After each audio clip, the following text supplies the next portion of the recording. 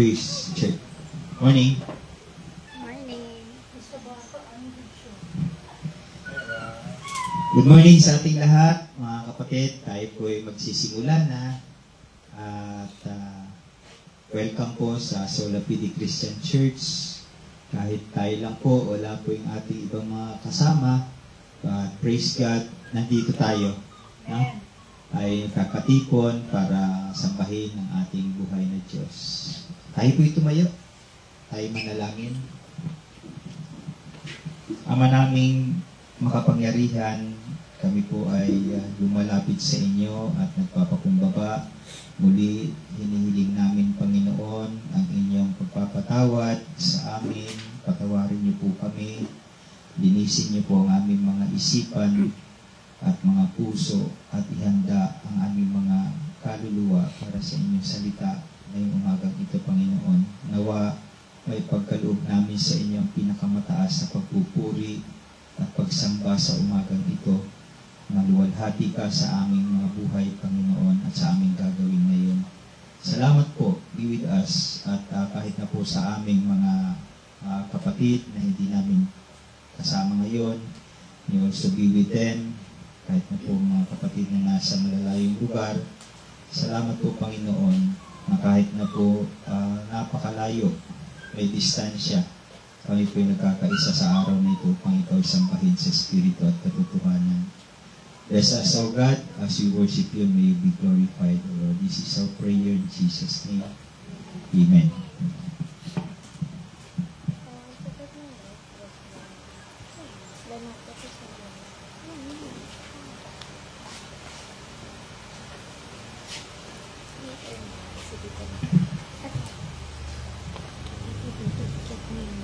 Okay, our reading of the Psalms will take place on Psalms 103.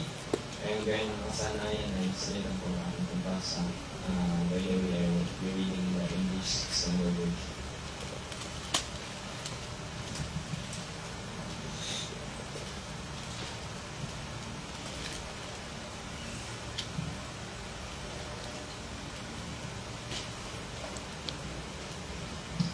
Okay. Psalms 103. Bless the Lord, O my soul, and all that is within me. Bless His holy name. Bless Yahweh, O my soul, and forget not all of His benefits. Who forgives all your iniquity, who heals all your diseases. Who redeems your life, who crowns you with loving kindness and compassion. Who satisfies you with good, so that your youth is renewed like the eagles. Yahweh performs righteous deeds and judgments for all who are oppressed. He made known His ways to Moses, His acts to the people of Israel. Yahweh is compassionate and gracious, slow to anger and abounding in loving kindness. He will not always chide, nor will He keep His anger forever. He has not dealt with us according to our sins, nor He has not rewarded us according to our iniquities. For as high as the heavens are above the earth, so great is His steadfast love towards those who fear Him. As far as the east is from the west, so far has He removed our transgressions from us. As a father shows compassion to his children, so the Lord shows compassion to those who fear Him. For He Himself knows our form, and remembers that we are but dust. As for man, his days are like grass. He flourishes like a flower of the field. For the wind passes over it, he is no more, and His place acknowledges it no longer. But the steadfast love of the Lord is from everlasting to everlasting, on those who fear Him, and His righteousness to children's children. Those who keep His commandment and remember His precepts to do them. The Lord has established His throne in the heavens, and His kingdom rules over all. Bless Yahweh, you His angels, mighty in strength, to perform His word, obeying the voice of His word.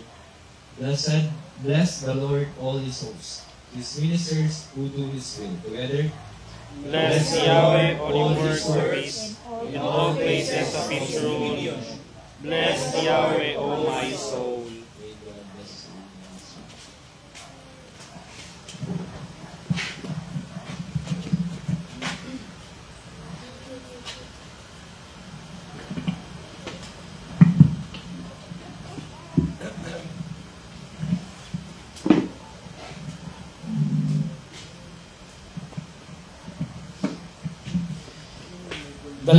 The loving kindnesses of Yahweh indeed never cease, for his compassions never fail. They are new every morning. Great is your faithfulness.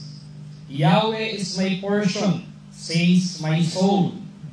Therefore, I wait for him, and Yahweh is good to those who hope in him, to the soul who seeks him. Lamentations chapter 3, verse 22 to 25. Mga kapatid, ang ating kapahingahan ay nasa ating Panginoong Hesus. At tayo ay naririto ngayon dahil natanggap natin ang kapahingahan nito. Tayo man ay makasalanan at sa bawat pagkukulang at pagkakasala natin na nagbibigay ng kabigatan sa ating puso na para bang hindi na tayo kayang patawarin ng Diyos. Ang kanyang salita ay nagbibigay ng pag-asa sa lahat ng nakay Kristo. God does not deal with us according to our sins, but according to His mercy. His mercies are new every morning. He is good to those who hope in Him, and to the soul who seeks Him. Our sins are many, but His mercy is more. Kaya umawi tayo ng may pasasalamat at kababaang loob dahil sa kapatawaran at kapahingahang ating natatamasa kay Kristo Jesus. Let us begin our gathering today by singing His mercy is more.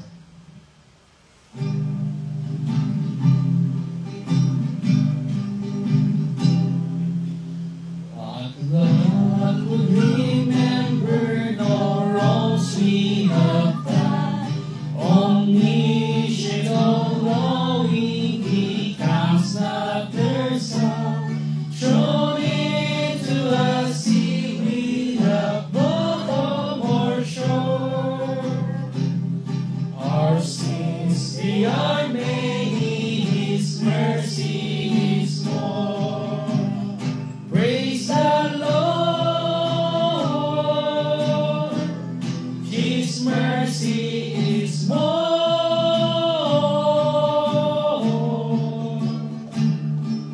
Stronger than darkness, you every morn. Our sins they are many, His mercy is more. What patience would wait as we constantly roam? What Father so tender is calling us home? He welcomes the weakest, the vilest, the poor. Our sins, they are many, His mercy is praise the Lord. Praise the Lord, His mercy is more.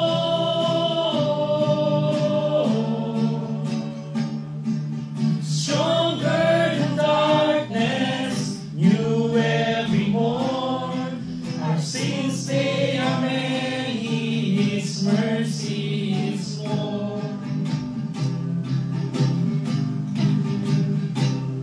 What riches of kindness He lavished on us. His blood was the payment, His life was the cost. We stood in a debt we could never afford. Our sins, they are many, His mercy is more. Praise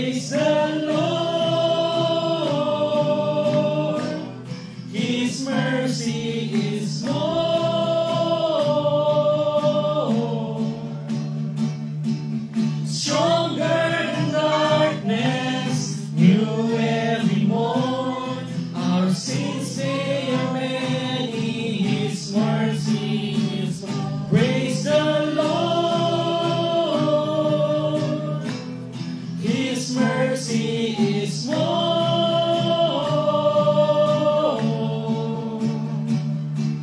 Stronger than darkness, new every morn. Our sins they are many, His mercy is more. Praise the Lord.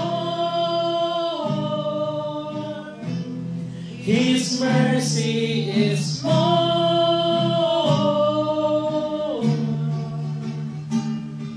Stronger than darkness, new every morn. Our sins they are many, His mercy is more. Our sins they are many, His mercy is more. Our sins they are many, His mercy is more. Hindi napakalaki ang awa at tabag ng Diyos na Kanyang pinakita para sa atin. Mga kapatid, tanungin po natin ang ating mga sarili ngayon. Who is like the Lord? Who is as powerful, as holy, as faithful, as just, and as loving? No one. God alone is worthy of all praise. For there is none like our God. Patuloy po nating awitan ang ating Panginoon. And together, may we sing, Who is like the Lord?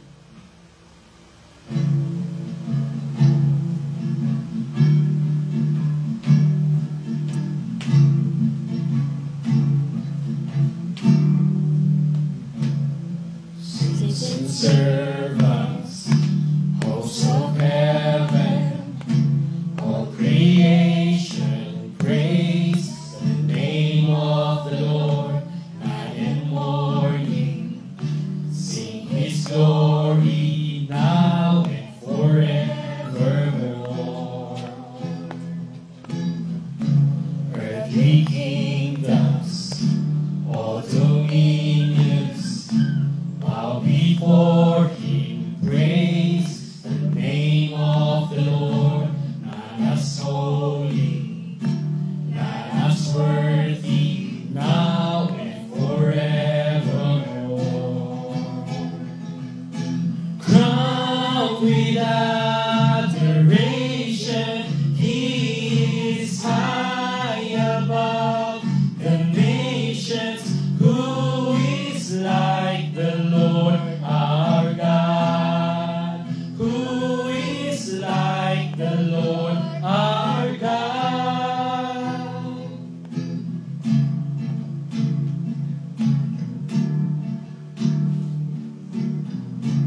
Our Lord Jesus bore our weakness to redeem us. Praise the name of the Lord. In His kindness, He will keep us now and forevermore. Crowned with adoration, He is high above the nations. Who is like the Lord our God? Raised us from the ashes, He has turned our grief to gladness. Who is like the Lord our God?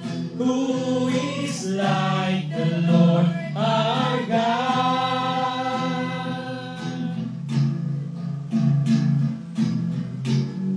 There's no one like you, Lord. None like you, Lord. High and holy, meek and lowly. There is no one like you. Our Messiah here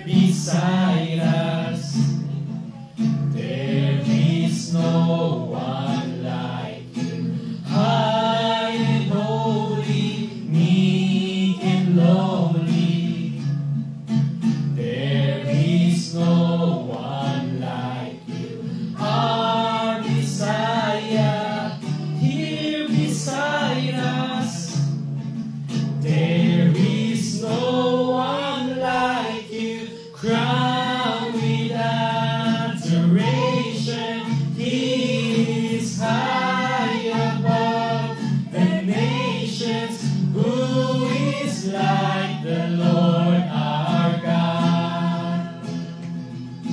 Raised us from the ashes, He has turned our grief to gladness. Who is like the Lord our God?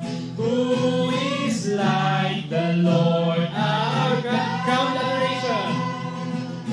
Crown with adoration. He is high above the nation. Who is like the Lord our? Who is like our Lord? Who is like the Lord our God? Crown the ashes, He has turned our grief to gladness. Who is like the Lord our God? Who is like the Lord our God? There is no one like our God. There is no one like our God.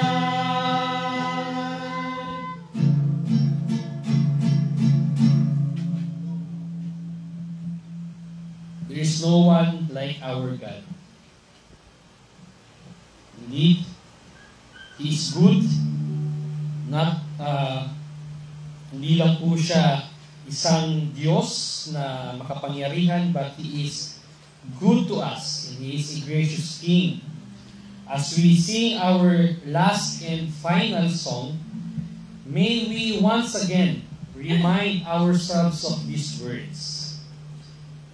In Hebrews chapter 4, verse 16, it says, "Therefore, let us draw near with confidence to the throne of grace, so that we may receive mercy and find grace to help in time of need." Atin pong tanggapin ng Panginoon ang sino mang lalapit sa Kanya ay handa pong tanggapin ng ating Diyos. Sa lahat po ng may pusong may kababaang loob. Sa atin na sumasampalataya sa Kanya, tayo'y lumapit sa ating Panginoon na si Jesus at kilalanin po siyang bilang isang hari na mabuti at mapagpala. Siya ang ating hari na may malaking pag-ibig para sa Kanyang mga tagapaglingkod at tagasunod. Let's praise Him and raise our voice by declaring that He is good and gracious King.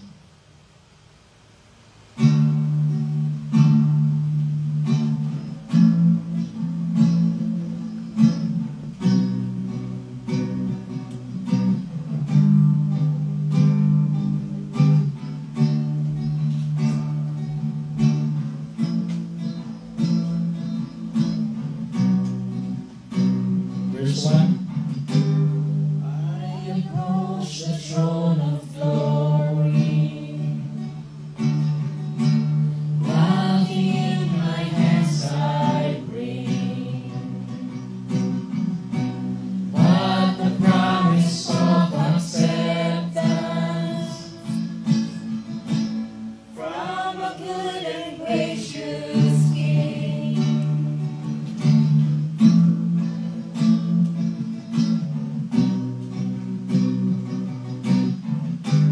I will give to you my burden, as you give to me your strength. Come and fill me with your spirit, as I sing to you this praise. You deserve the greater glory. Overcome, I lift my voice.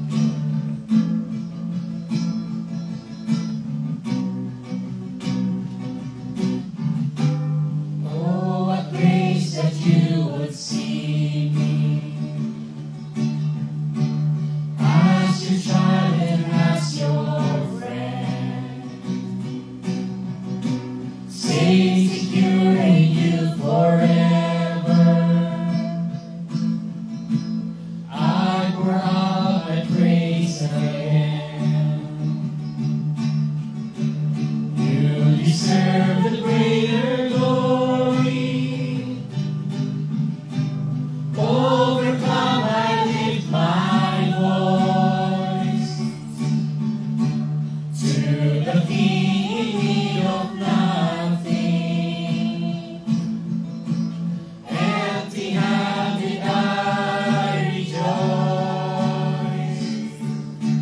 You deserve the greater glory. Overcome with joy I sing. By your love I am accepted.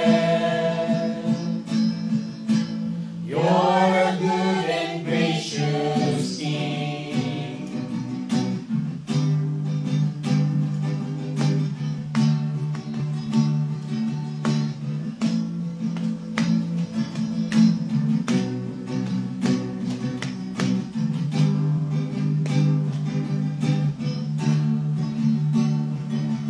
Holy, holy, holy, Lord Almighty, good and gracious, good and gracious. Holy, holy, Lord Almighty, good and gracious King. Holy, holy, Lord Almighty, good and gracious, good and gracious. Holy, holy, Lord Almighty, good and gracious King. You deserve the greater glory.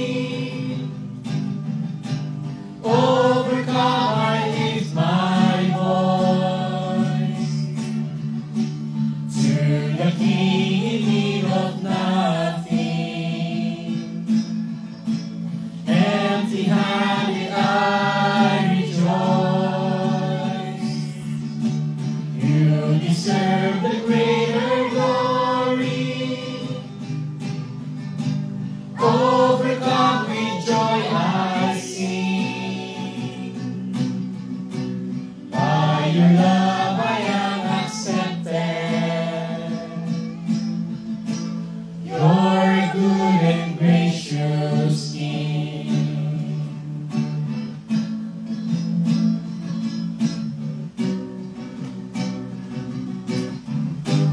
You're a good and gracious King.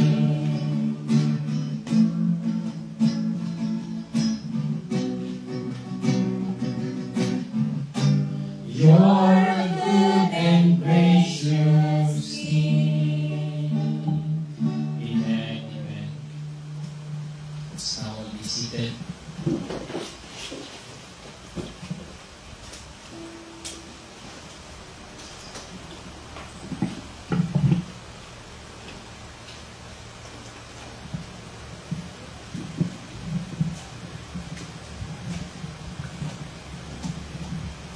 Tayo po'y manalangin para sa ating mga handog. Dakilang Diyos, muli kami ay nagpapasalamat sa inyo dahil ikaw po ang unang nagmahal at unang nagbigay sa amin. Pinagkaloob niyo po ang lahat-lahat ng aming mga pangangailangan mula po sa aming physical na pangangailangan. You provided everything, O God. And even sa aming spiritual na pangangailangan sa kaligtasan, Panginoon. Ikaw po ang unang nagkaloob nito. Ikaw ang nagmahal sa amin. Hinanap niyo po kami at pinagkalooban ng kaligtasan. Kaya salamat po, Panginoon. Salamat po, Ama, sa inyong pag-ibig at dakilang habag at dakilang biyaya at napakasaganang kaloob para sa amin. Di po namin mapapantayan at hindi namin mababayaran ang lahat ng ito, Panginoon. Kaya Lord, nawa, tanggapin niyo po ang aming mga buhay. Tanggapin niyo po ang aming mga puso, kaluluwa, pati na po ang aming mga dadalhing mga handog sa umagang ito naway magbigay sa inyo ng kapurihan, kadakilaan at kaluwalhatian. Salamat po. At aming dalangin na ang mga handog na ito ay magamit para po sa ikauunlad at ikalalago ng inyong kaharian, ng inyong salita, sa dakong ito. Ikaw po ang maluwalhati muli ay pataas sa pangalan ni Jesus. Amen. Dali na po natin ang ating mga handog.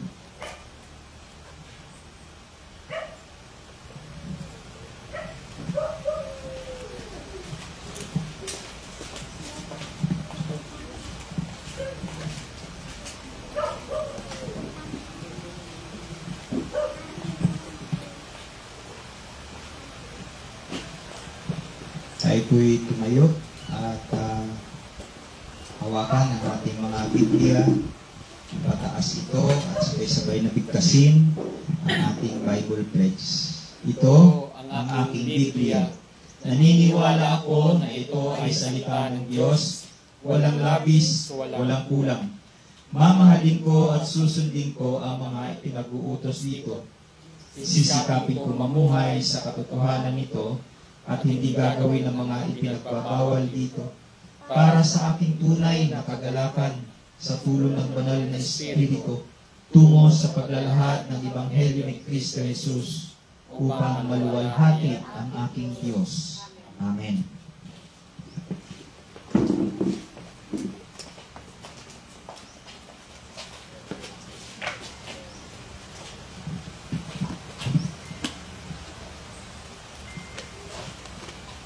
Ating pong buksan ang ating mga Biblia ulit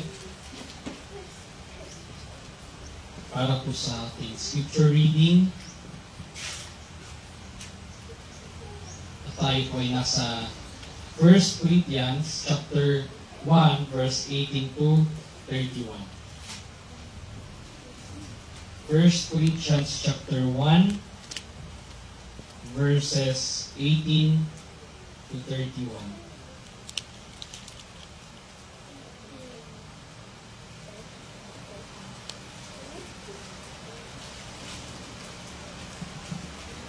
For the word of the cross is foolishness to those who are perishing, but to us who are being saved, it is the power of God.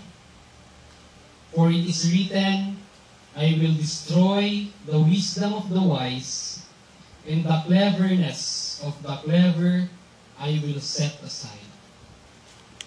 Where is the wise man? Where is the scribe? Where is the debater of this age? Has not God made foolish the wisdom of the world?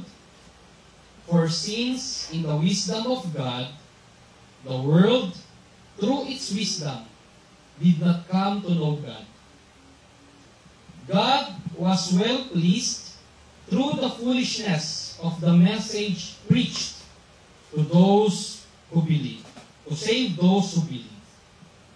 For indeed, Jews ask for signs, and Greeks search for wisdom. But we preach Christ crucified. To the Jews, a stumbling block, and to the Gentiles, foolishness. But to those who are the called, both Jews and Greeks, Christ, the power of God and the wisdom of God. Because the foolishness of God is wiser than men, and the weakness of God is stronger than men.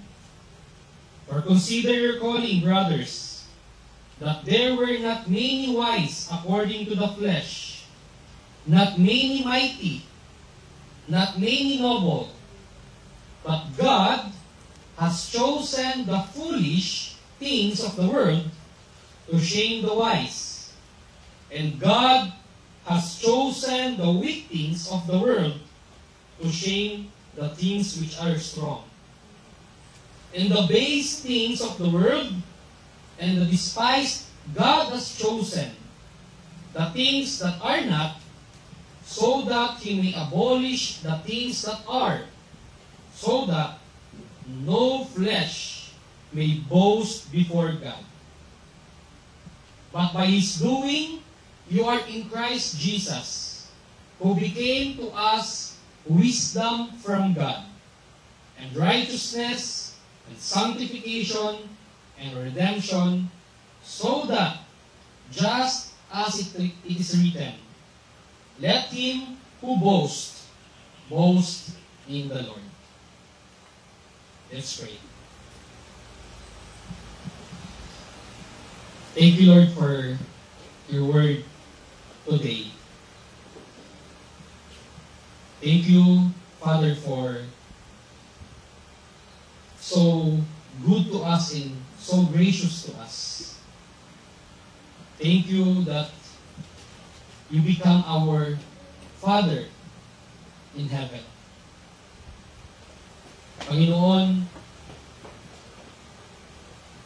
sa mundong ito kami po yung mga tinitingnan na mga weak. Kami po yung mga tinitingnan ng mga foolish. Kami po yung mga tinitingnan ng mga unwise. At kami rin po yung mga tinitingnan ng mga poor. Those who believe in you. Those who follow our Lord Jesus Christ. Kami po ang Panginoon ng mga sumusunod ni Kristo ay tinitingnan according to the standard of this world. Kami po ay tinitingnan bilang mga unwise, foolish, weak, and poor people. Dahil Panginoon, hindi po nila makita yung beauty, yung kagandahan, yung kapangyarihan ng inyong salita. Hindi po nila makita, Panginoon, yung kahalagahan ng magkaroon ng relasyon sa inyo. Kaya, Panginoon, the world see us as foolish people following your word.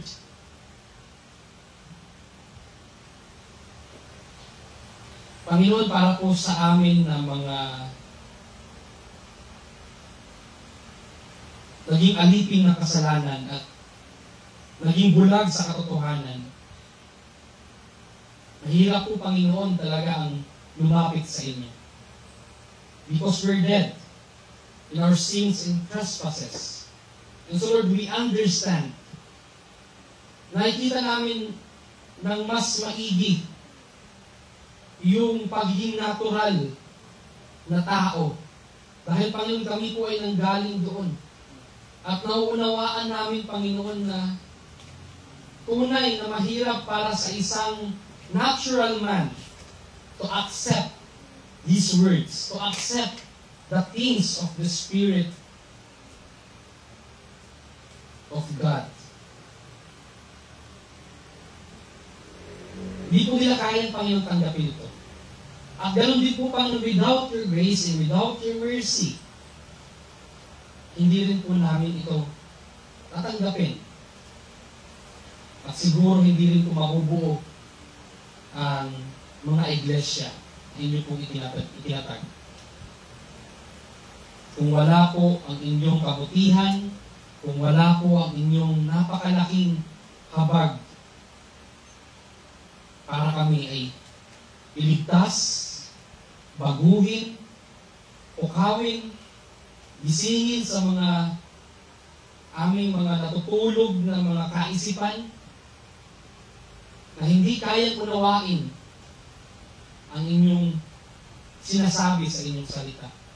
But Lord, salamat na dahil po sa inyong kabutihan, dahil po sa inyong kagandahang loob, kayo po ay isang mabuting Diyos, mabuting Hari, na ipinakita ninyo, Panginoon, sa amin na ang inyong salita ay mahalaga. Mahalaga para sa mga tao, mahalaga para sa amin ng mga Kristiyano. Kaya, Panginoon, ganun na lamang na kami ay tumatayo at nanginindigan, panghawakan. We long and we desire and we want to embrace your word. Because, Panginoon, this is the only word that we need. And nothing else, and nothing more. Your word is enough. Your word is sufficient and enough to change us, to transform us, to renew our minds, to soften our hearts, to change us, and help us to to be like our Lord Jesus Christ. Father, we thank you and we glorify you because, Panginoon, every time we come to your word, kayo po ay mas lalong lumalaki sa aming puso at sa aming buhay. And right now, O God, nandito ulit kami sama-sama upang pakinggan, marinig, malaman ang inyong salita.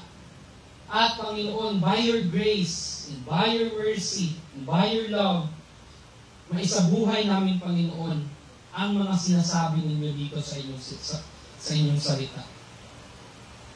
Panginoon, without your gracious mercy, without your Son, Jesus Christ, without your written word, and with the word that is Christ Jesus,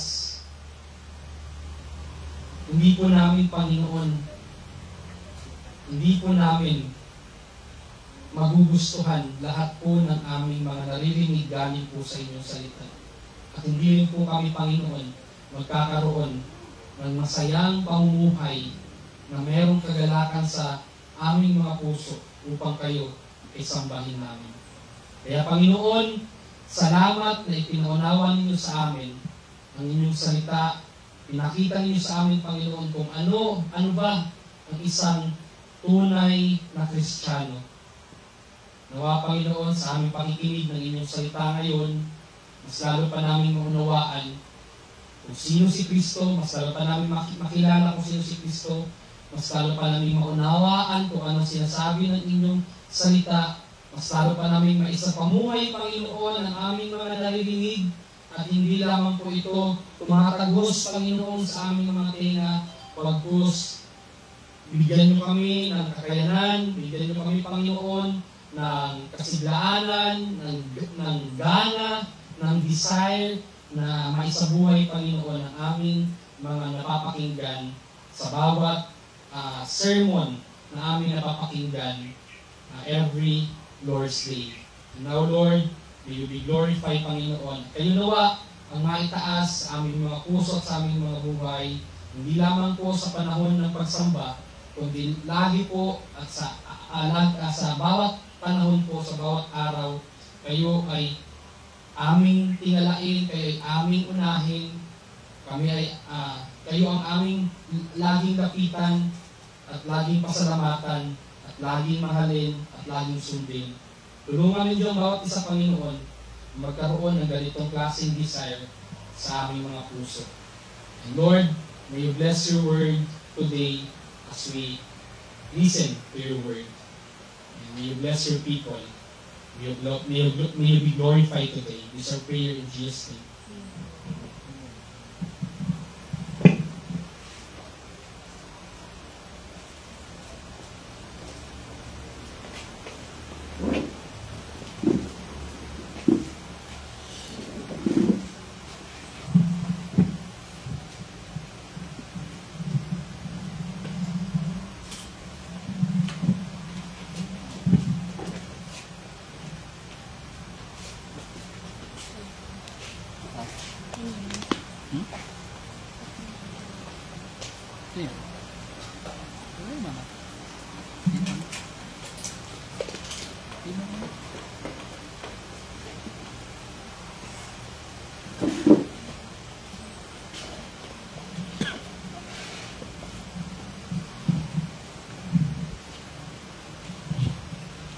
Good morning once again, brothers and sisters in Christ.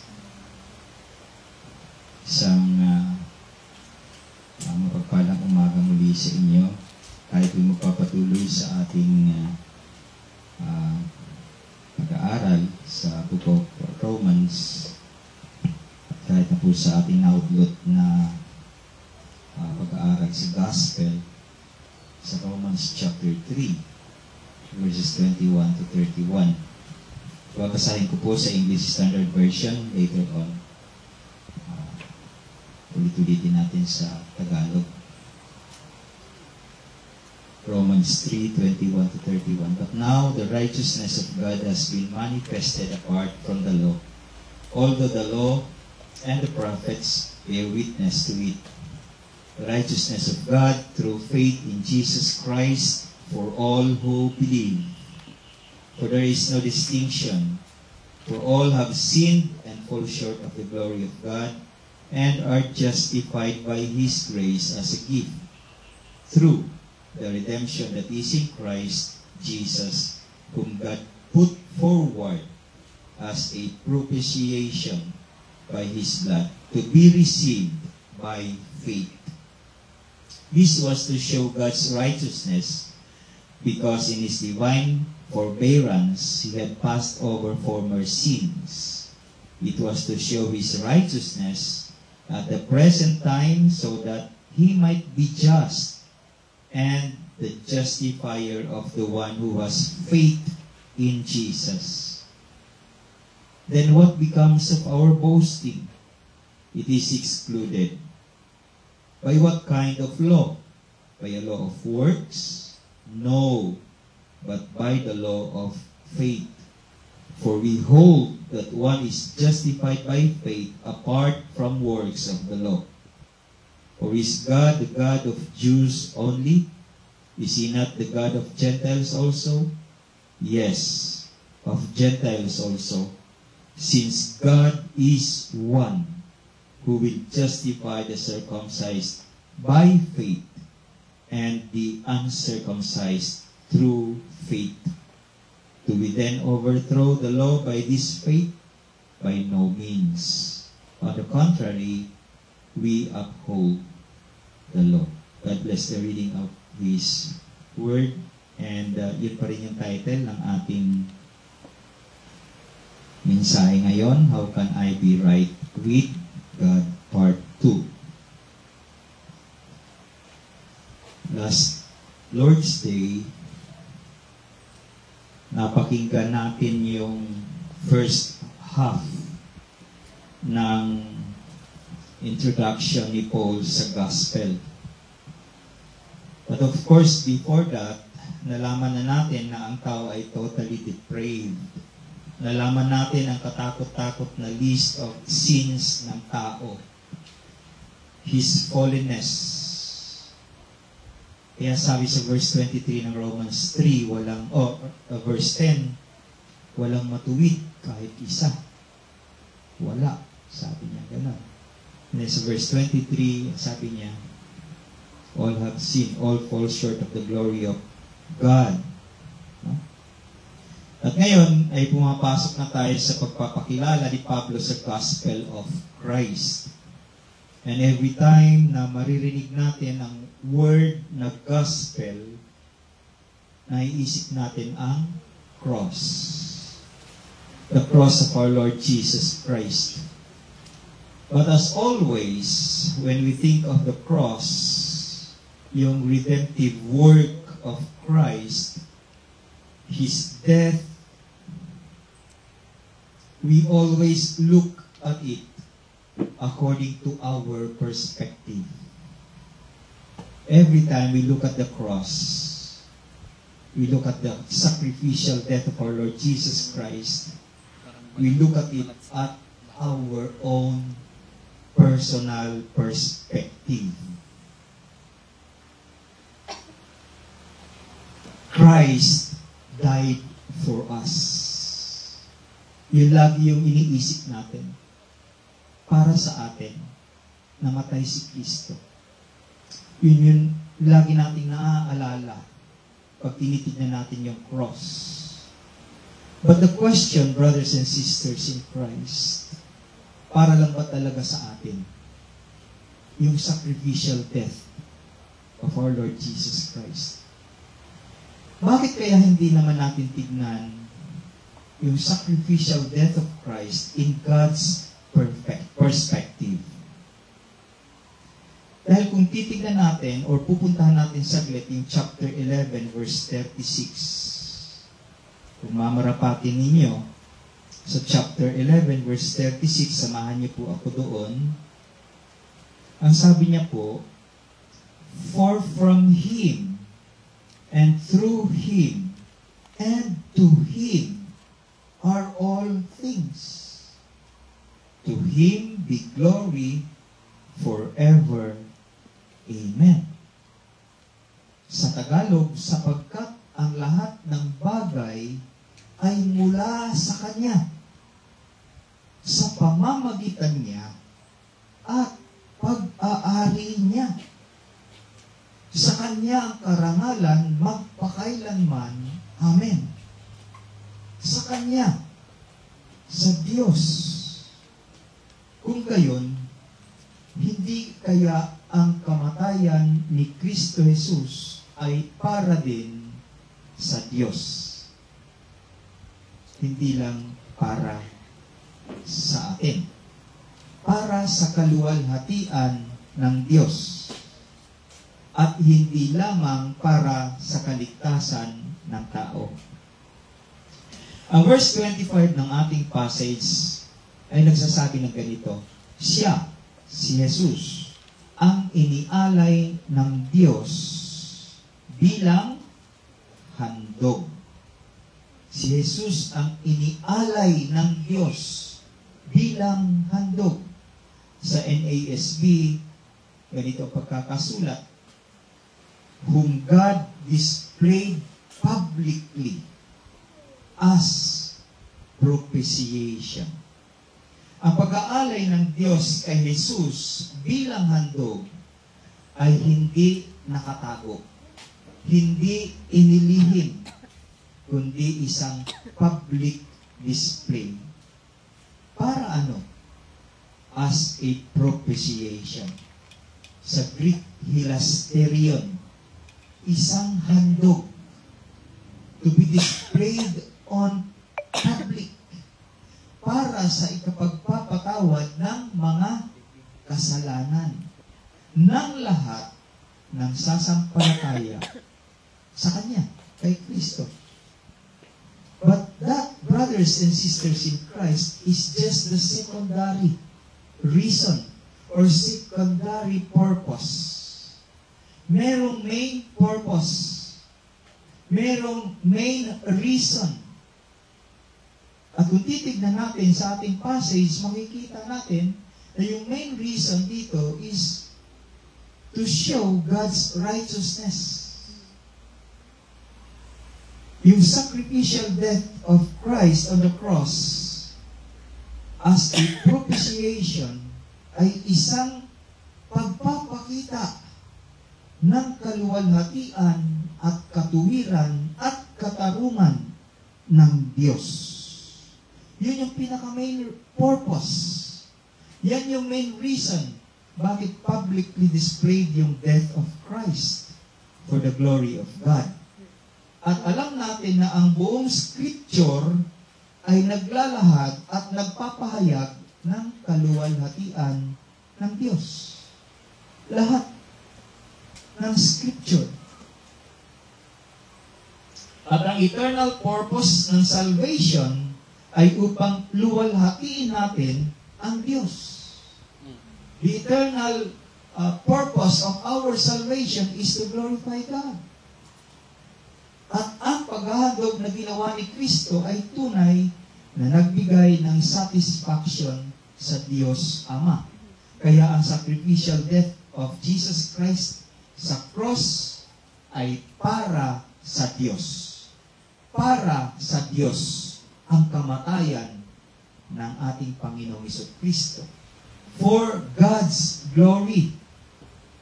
Tama lang din. Dahil ang Diyos ang na-offend. Ang Diyos ang nasaktan. Ang Diyos ang ginawa ng kasalanan. Ang Diyos ang sinuwain. Ang Diyos ang ininsulto. Ang Diyos ang siyang hindi nirespeto. At ang Diyos ang kinontra at linabanan. Kaya ang Diyos din ang maniningil. At siya ang magre-require kung anong klase ng kabayaran ang nararapat upang maglubag at maghupa ang kanyang ang kanyang standard ay napakataas. Perfect standard. Blameless, spotless, and sinless. At tanging Diyos lamang ang makakasatisfy sa standard ng Diyos. Ang tao ay hindi Diyos. I hope agree kayo. Kaya hindi niya kayang maibigay kahit ipagkaloob pa niya ang kanyang buhay. Kahit si Maria, hindi sasapat. Hindi sasapat si Maria. Kaya sabi niya sa verse 23 ng Romans chapter 3, "For all have sinned and fall short of the glory of God." At kasama si Maria sa all na yun. She's also a sinner. Kaya nga last Sunday, nalaman natin na tanging ang pag-spend ng eternity sa hell ang tanging magagawa ng tao para humupa ang puot ng Diyos. To spend in eternity in hell so that the wrath of God can be appeased or satisfied. So kung hindi kaya ng tao, sino makakasatisfy sa hinihiling na standard of perfection? Answer? Solus Christus. Only Christ. Only Christ's blood can satisfy the wrath of God. Pastor, bakit lagi kang wrath of God? Lagi kang puot. Siguro may puot ka sa amin. Kailangan po nating daanan ko po saglit ito. Kailangan po nating maintindihan yung puot ng Diyos, mga kapatid. Or else, magiging kampante lang tayo na parang okay lang yung lahat sa atin. Kahit na magkasala tayo. Ito ang dahilan kaya maraming mga professing Christians ang hindi makakapasok sa kaharian ng Diyos. Wala silang self-denial, ayaw nilang magpasan ng kanilang cross, walang Christ-like life or holiness na makikita sa kanilang mga buhay. Bakit? Hindi nila alam ang puot ng Diyos. At concerned po tayo dyan dahil galit ang Diyos sa ganitong mga tao. Galit ang Diyos sa mga half-hearted, half-truth, downgraded messages ng maraming tao ngayon. Kaya magpasalamat po tayo sa Diyos at natuturuan po tayo about the wrath of God. And so going back sa topic natin, sabi ko kanina, only God's blood can satisfy the wrath of God or the holy anger of God. And He made a public display of the sacrifice of His Son, Jesus Christ, as the satisfaction for sin of all who will believe. Ibig sabihin, ang kamatayan ni Kristo ay nagbigay ng satisfaction sa Ama. Ito lang ang tanging nakasatisfy sa standard ng Diyos. At higit pa riyan, ito rin ay nagpakita at nagpatunay ng righteousness of God, ng katuwiran at katarungan ng Diyos. Kung hindi righteous and just ang Diyos, hindi rin siya magiging merciful and loving. Paano siya magiging merciful and loving kung hindi siya righteous and just? Walang katarungan at katuwiran sa Kanya, kaya hindi niya kaaawaan ang isang makasalanan. Hindi niya ito magagawang mahalin at walang forgiveness kung hindi siya righteous and just. Kaya sa cross, nagtagpo ang justice and mercy ng Diyos. Justice and mercy meet at the cross.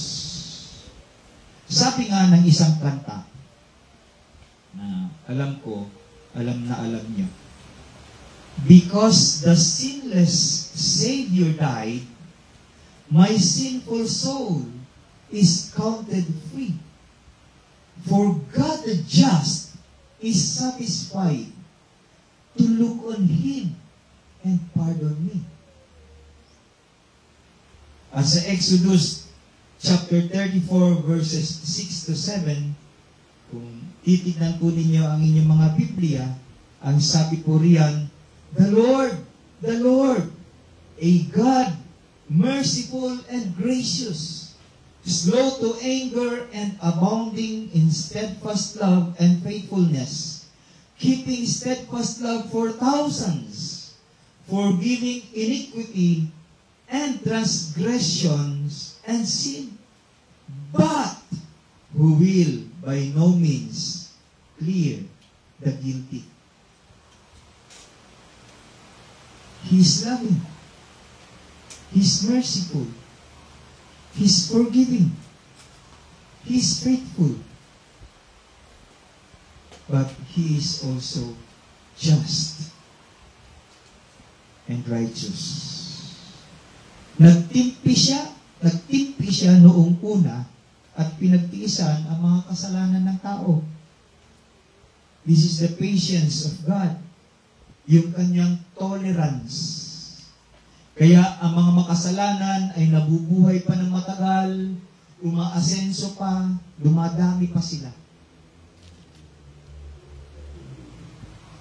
Ang hustisya ng Diyos ay nagdidemand na maparusahan ang kasalanan at ang makasalanan. Kuha ninyo? The justice of God demands that kailangan parusahan ang kasalanan at ang sinner. At makatarungan lamang na noong nagkasala sina Adan at Eva, napatayin sila ng Diyos. At ang buong sanlibutan, that's justice. Kasi nagkasala, dapat parusahan. Ngunit dahil sa kanyang biyaya at awa, nagtimpi siya at pinalagpas ang ating mga kasalanan. Dahil kay Kristo, sa kanyang dugo, na nabuhos sa cross, na bayaran ng ating mga kasalanan. Justice is served by the sinless Christ.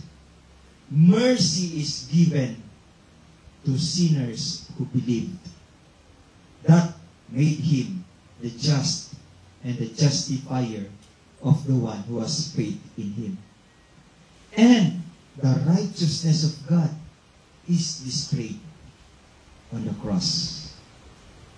God is always righteous and just, merciful and loving. He is always consistent. Consistent siya lagi. Walang inconsistence sa Kanya. Kung titingin tayo sa cross, lahat ay grace. Ang Diyos ang nag-initiate. Walang participation ang tao. Yun lang kasalanan natin. The only participation that we have sa ating salvation is our sin. Now, kung gano'n ang mga pangyayari, where is our boasting? Sabi ni Paul, kung titingin tayo sa cross, lahat ay grace, paano tayo makakapagmalaki? Kung lahat ay grace, meron ba tayong may pagmamalaki? Kaya ang sagot ni Paul, wala. At sabi pa ni Paul, it is excluded. Boasting is excluded. By what law? Anong kautusan ang nag-i-exclude sa boasting? By works? No, but by the law of faith. According to verse 27. Never na sa pamamagitan ng works na ang isang makasalanan ay maliligtas. Never. Paulit-ulit nating i-remind sa ating mga sarili that it is not by works that we will be saved. Never. Dahil kung sa pamamagitan ng works, ano mangyayari? Maraming magmamayabang. Maraming magmamayabang. I just don't, hindi na ako sure kung si R.C. Sproul ba yung nagsabi na kung sa pamamagitan daw ng works maliligtas ang tao, ayaw niyang pumunta sa langit. Bakit? Maraming mayayabang doon. Kung by works. Therefore, not by works, so that no one can boast. So, boasting is eliminated. So, ano ang paraan ng Diyos upang matanggap ang righteousness ni Kristo? Answer? Faith. Faith alone. Kaya dito sa passage natin, pabalik-balik na minention ni Paul ang faith. Verses 22, 25, 26, 27, 28, 30, and 31. Faith, faith, faith, faith. Sabi ni Paul. The great hymn of Horatius Bonar. Kilala niyo si Horatius Bonar? He's a great man with great faith. Yung great hymn niya, titignan ko. Ang sabi ng kanyang hymn na sinulat, sabi niya, ang title, Not What My Hands Have Done. Sabi niya rito, Not what my hands have done can save my guilty soul. Not what my toiling flesh has borne can make my spirit whole. Buo. Not what I feel or do can give me peace with God. Not all my prayers and sighs and tears can bear my awful load. Your voice alone, O Lord, can speak to me of grace. Your power alone, O Son of God, can all my sin erase. No other work but yours, no other blood will do. No strength but that which is divine can bear me safely through. Thy work alone, O Christ, can ease this weight of sin. Thy blood alone, O Lamb of God, can give me peace within. Thy love to me, O God, not mine, O Lord, to Thee, can rid me of this dark unrest and set my spirit free. Ganda ng kanyang hymn. Kaya every time na titignan natin ang cross, tignan din natin ang Diyos. Sambahin natin ang Diyos. Magpasalamat tayo hindi lang dahil niligtas niya tayo sa ating mga kasalanan at sa walang hanggang kaparusahang dala nito, kundi magpasalamat una tayo sa Diyos. Dahil sa cross, ay na-display ang kanyang katarungan sa pamamagitan ng kanyang anak na si Kristo Jesus, na siyang naging handog para sa ikapagpapatawad ng kasalanan ng lahat ng mananampalataya sa Kanya.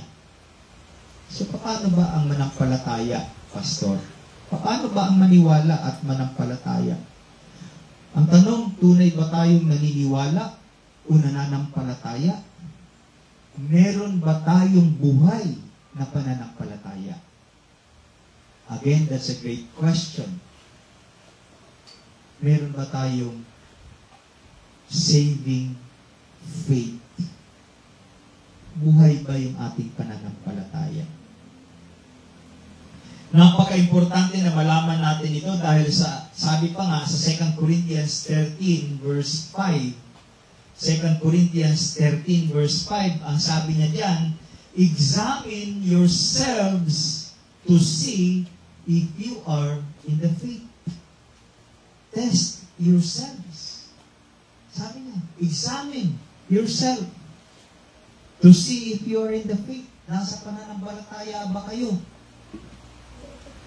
Buhay ba ang pananampalataya mo? Saving faith ba yung nandyan sa iyo? Examine yourself.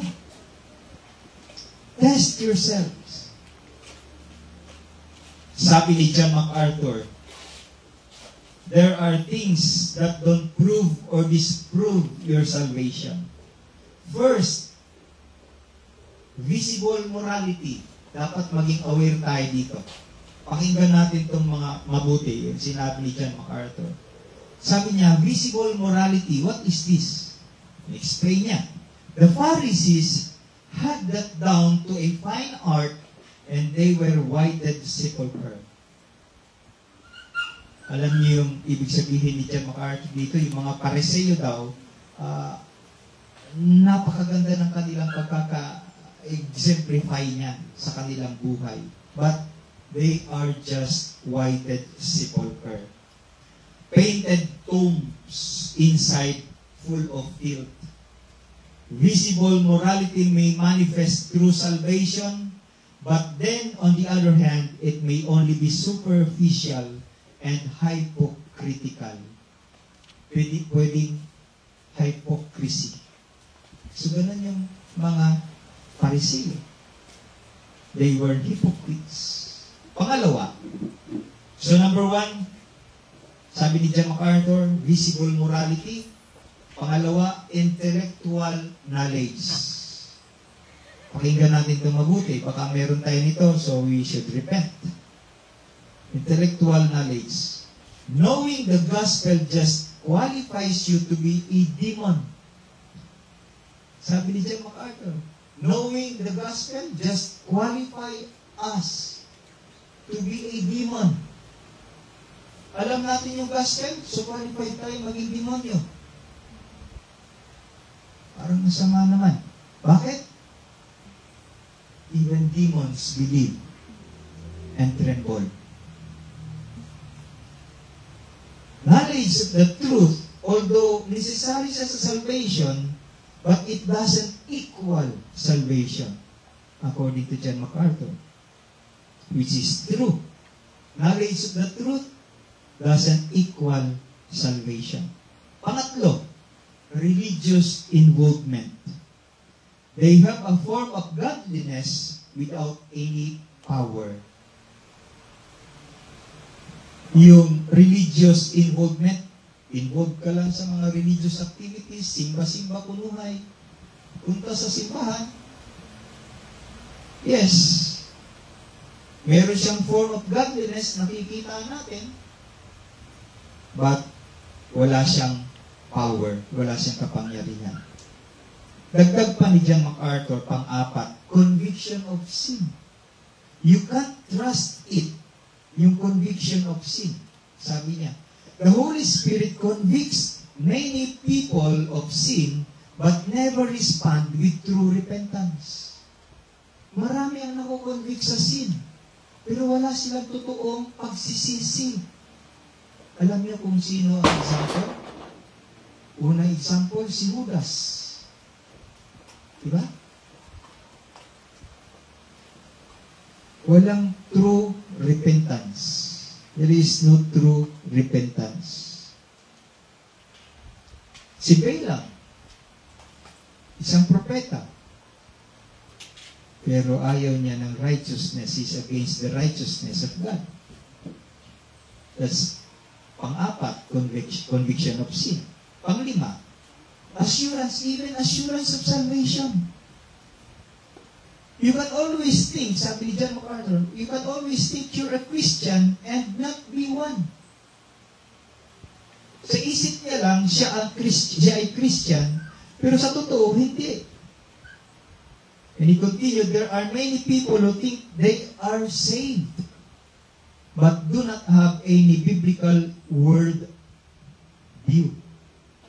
Wala silang biblical world view, which is true. Maraming nagpo-profess as Christians, maraming nagsasabi that they are saved, but they don't know the gospel. Hindi nila alam ang ebanghelyo. Pang-anim, You can count only time of decision. Yung oras na ikaw ay nagdesisyon, maraming nananalig. Sa isang banda, sila ay sa isang moment of time, sila ay nagdesisyon. Nung nanawagan yung pastor, nag-altar call, lumapit sila at sila ay pina-recite ng sinner's prayer at pinatanggap. Sabi nila, tanggapin nyo si Kristo. They believe that they were saved. A prayer prayed sometime, an aisle walk, an emotional experience. You can count on this. Sabi ni John MacArthur, marami ang ganito ngayon. Nananalig sila doon na one time, lumapit sila sa pulpit at nagtaas sila ng kamay. Umiyak pa nga sila eh. Natumba pa nga eh, di ba? Nagkisik-kisik pa. At pagtayo, sabi nila, I'm saved. Paglabas, kinabukasan, balik sa dating buhay. So we must be sure ng ating pananampalataya ay may kasamang bunga. Bunga ng mabubuting gawa. Kasi according to James chapter 2 verse 26, faith without works is dead. Faith without works is dead. These works are fruit of our faith. Bunga ng ating pananampalataya. And just to be clear, hindi tayo masisave sa pamamagitan ng good works. Very clear po yan. Yung verse 28, kung titignan natin, chapter 3, verse 28, very clear po yung kanyang pagkakasabi. Sabi niya, for we hold that one is justified by faith apart from works of the law. We hold that one is justified by faith apart from works of the law. Only by faith. We are not made righteous, brothers and sisters in Christ. We are not made righteous. That is works-based. But we are declared righteous. We were declared righteous. Our righteousness is extraneous, outside of us. Hindi sa atin yung righteousness na nasa atin. Hindi sa atin yun. Sa Diyos ang righteousness na ito. Justitia alinum. Alien righteousness. Hindi sa atin. It came from someone, and that's the righteousness of Christ. Another term, imputed righteousness. Ipinasang katarungan or katuwiran. That's the righteousness of Christ imputed to us, sinners. Tinanggap tayo ng Ama hindi dahil mabuti tayong tao or matuwid tayo sa Kanyang harapan. Tinanggap tayo ng Ama dahil kay Kristo na siyang perpektong matuwid at mabuti at sapat. Kaya meron lamang iisang paraan upang maligtas. Mula noon hanggang ngayon, isa lang ang pamamaraan ng kaligtasan. God is a God of consistency. He is merciful and just, and He will save the Jews and the Gentiles through faith alone. Through faith alone. Romans 1, sabi niya sa Romans 1, for I am not ashamed of the gospel, for it is the power of God unto salvation to everyone who believes. That's faith. To the Jew first, and also to the Gentile. Tanong ni Pablo sa verse 31 ngayon, pinapawalang saysay ba namin ang kautusan dahil sa pananampalatayang ito? Anong sagot? Me ginueto. Ano ibig sabihin ng me ginueto? No way. That's impossible. hindi tayo maliligtas sa pamamagitan ng kautusan, ngunit sa pamamagitan ng kautusan, makikita natin ang ating pagkamakasalanan. At aakayin tayo nito sa paanan ng Panginoon sa cross upang makahingi tayo ng kapatawaran. Makikita natin, matatagpuan natin ang kanyang biyaya at kagandahang loob at matatanggap ang kanyang katuwiran at ang kanyang katarungan. Katulad ng salmista na nagsabi, "Oh, how I love your law. It is my meditation all the day." I love your law. It is my meditation all the day. Nung sinabi ng salmista, "Oh, how I love your law," mahal niya ang kautusan. It is my meditation all the day. That is his obedience to the law, to God, to God's word. Tayo man din ay magkakaroon by God's grace ng pag-ibig sa kanyang salita, sa kanyang kautusan. And by God's grace, maging obedient sa lahat ng kanyang utos sa atin. By God's grace, masusunod natin ito. In that way, we uphold the law, and by God's grace, we love His law, and we obey His law. So how can we be right with God? How can we be right with God? By the gospel. By the gospel. What is the gospel? Here's the gospel. Listen to this. God has provided salvation by grace alone, through faith alone, in Jesus Christ alone.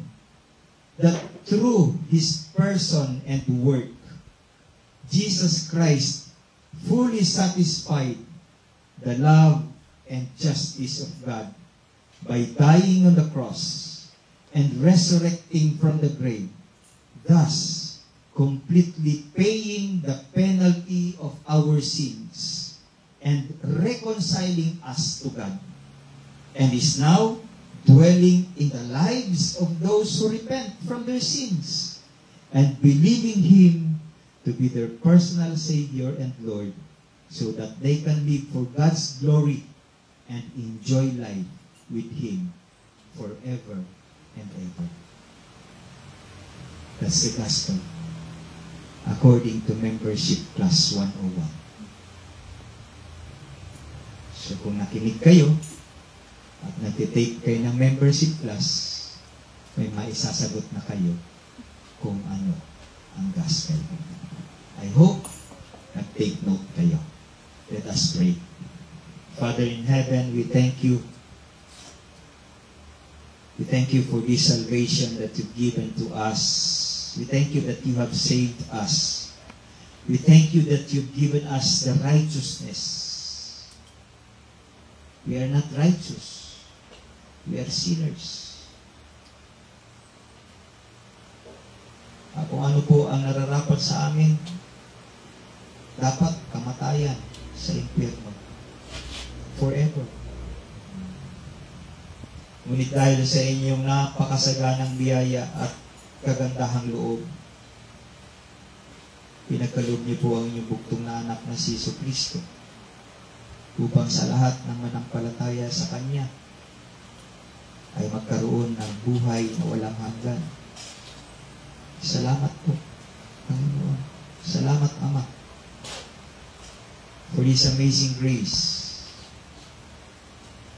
Salamat, Lord, na patuloy niyo kaming pinaaalalahanan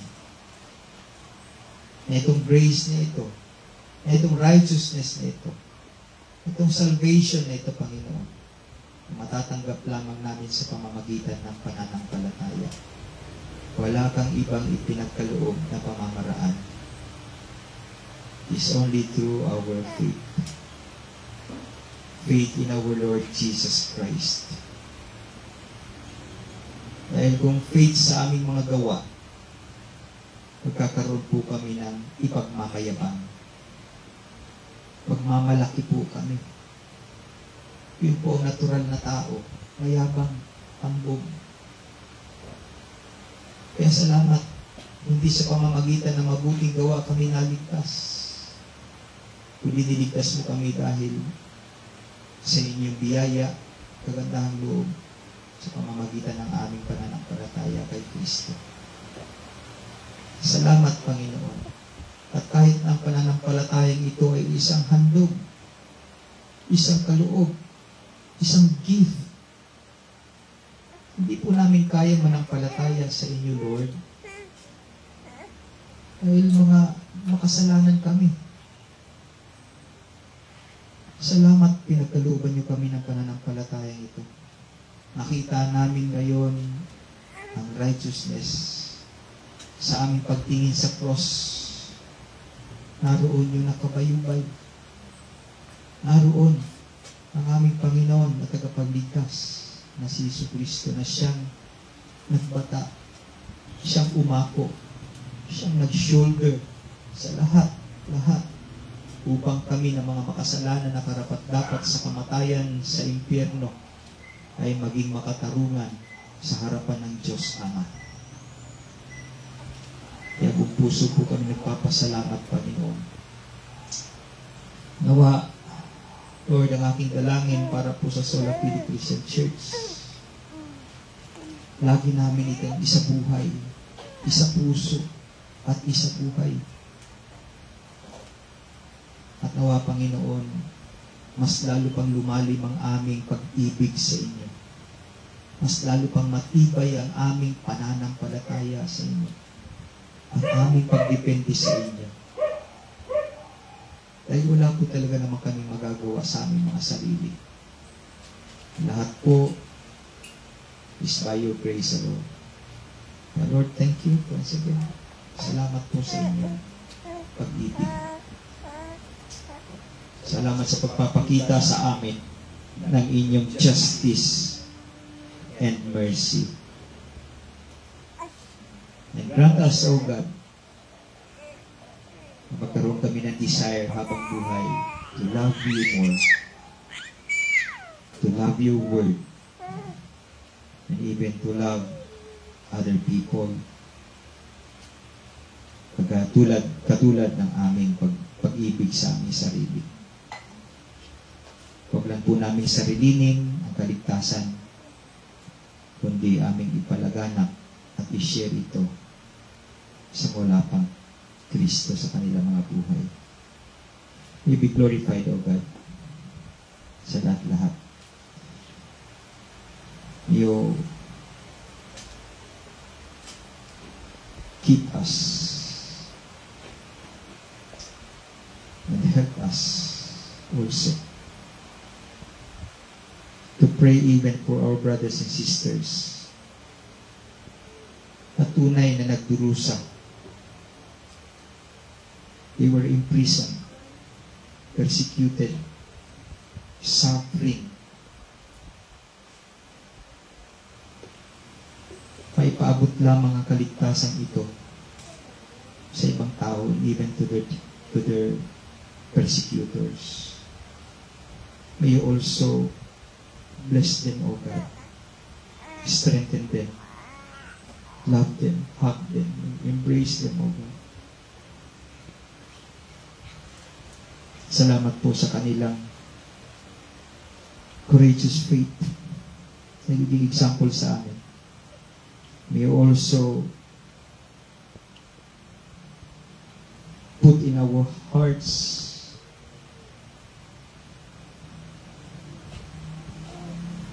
the zeal of praying for them. You have given us the freedom. Hindi po kami pinipersecute, hindi kami nagsasuffer, hindi kami nakakulong. We are free. So Lord, nawa, pagkalooban niyo rin po kami ng puso na tunay, na lumalapit, nananalangin, naninikluhod sa inyo, para sa aming mga kapatid sa pananampalataya especially those who are persecuted. Salamat po, Panginoon. Thank you, Lord. May you continue to bless this church. Bless your church, oh Jesus. In your name we pray. Amen. Amen. Let us all rise. Tayo po'y tumayo. Let us all